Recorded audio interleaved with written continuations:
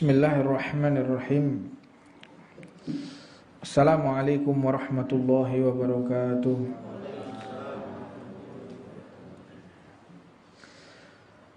Alhamdulillahi rabbil alamin wa bihi nasta'inu ala umuri dunya waddin wa sallallahu wa sallama ala sayyidina wa maulana Muhammadin wa ala alihi wa sahbihi ajma'in. Subhanaka la ilma lana illa ma 'allamtana innaka antal alimul hakim. Rabbi shrah li sadri wa yassir li amri wahlul 'uqdatam min lisani yafqahu qawli. Tiada tara kita bersyukur kepada Allah atas kemuliaan yang telah Allah berikan kepada kita, dijadikan umat baginda Nabi besar Muhammad sallallahu alaihi wa alihi wasallam. Maka tidak ada yang patut kita syukuri di dunia ini melebihi dijadikan umat baginda Nabi Muhammad. Keutamaan-keutamaan yang Allah berikan kepada umat Rasulullah tidak diberikan kepada umat yang lain. Contoh kecilnya saja, dan ini yang paling barokah, yaitu tentang masalah surat Al-Fatihah. Ya, Al-Fatihah, Fatihatul Kitab ta'dilu bisuluti Quran. Kalau kita membaca Fatihah itu seperti sepertiga Al-Quran. Dan barang siapa membaca 3 kali surat Al-Fatihah, seperti dia menghatamkan Al-Quran. Lam yanzil fi Taurah wala fi Injil wala fi Zabur wala fil Quran mithluha wa annaha sab'ul mathani. Ketahuilah yang namanya Fatihah itu tidak pernah ada di dalam surat manapun, di kitab manapun, seperti ada yang di Taurat, seperti ada di Injil maupun di Zabur. Jadi kitab-kitab yang telah Allah turunkan sebelum Al-Quran, tidak ada yang namanya bacaan seperti Fatihah. Wala fil Quran, walaupun di dalam Quran pun tidak ada yang bisa menyerupai keindahan bacaan surat Al-Fatihah. Wa annaha sab'u masani, merupakan 7 ayat yang dibaca terulang-ulang. Walam yu'taha nabiyyun qablahu sallallahu alaihi wasallam al-Fatihata wa khawatima surat al-Baqarah, yakni amanar rasul ilal akhir surah, lam taqra harfan minha ila a'titahu wa anna tujzi'a ma la yajzi syai'un minal Qur'an walau an Fatihatal Kitab wudi'at fi kifatin minal mizan wa wudi'al Qur'an fi kifatin la rajahat Fatihatal Kitab sab'al marat. Dikatakan oleh baginda Nabi Muhammad sallallahu alaihi wasallam, yang diriwayatkan oleh Ibnu Zanjawih dalam kitabnya Rahmat fi Fadlil Fatihah, bahwa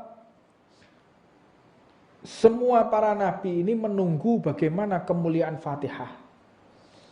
Sebagaimana akhir surat Al-Baqarah yang kita baca tadi, amana rasulu bima unzila ilaihi min rabbil ilal akhir, maka dikatakan barang siapa membaca surat Fatihah kemudian diteruskan dengan amana rasulu sampai terakhir, diceritakan dia akan diberi bagian seperti membaca Al-Quran mulai surat Al-Baqarah sampai surat Qul a'udzu birabbin nas. Bukan berarti kita tidak butuh membaca surat Al-Quran, ayat Quran, tidak, tapi pahalanya orang itu yang membaca Fatihah disambung dengan Al-Baqarah, dia akan mendapatkan pahala seperti menghatamkan Al-Quran seketika itu juga.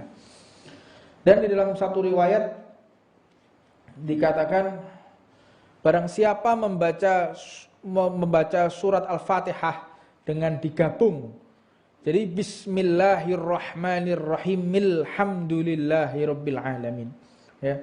Jadi membacanya enggak Bismillahirrahmanirrahim Alhamdulillahirabbil alamin, enggak, tapi Bismillahirrahmanirrahim Alhamdulillahirabbil alamin. Dikatakan oleh Allah Subhanahu wa taala dalam hadis qudsi, Ishhadu qad ghafartu lahu, saksikan wahai segenap makhluk ciptaanku, aku telah mengampuni dia. Wa qabiltu minhul hasanat, dan aku telah memberikan pengabulan atas segala amal baiknya.